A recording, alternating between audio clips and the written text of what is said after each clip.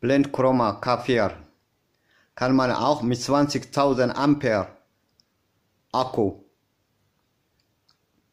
extra Aufbau kann man auch fliegen.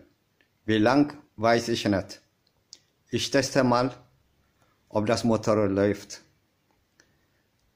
Ich werde berichten, wie viele Minuten kann man fliegen mit 20.000 Ampere. Die originale Akkubatterie hat sie 6.500 oder 7.600 Ampere, die höchste.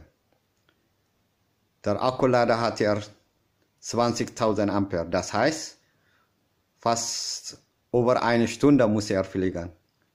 Wenn es klappt, ich werde euch bei Flugmanöver berichten. Und jetzt Motortest.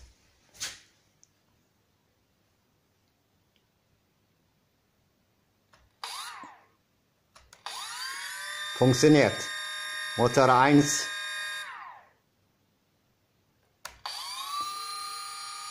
Motor 2.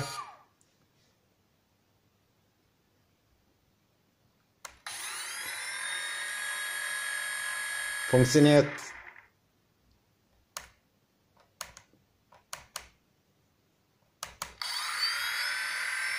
Alles funktioniert.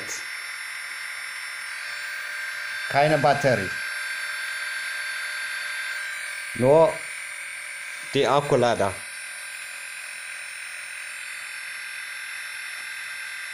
Das heißt, kann man auch fliegen. Riskanter Test, aber es hat geklappt.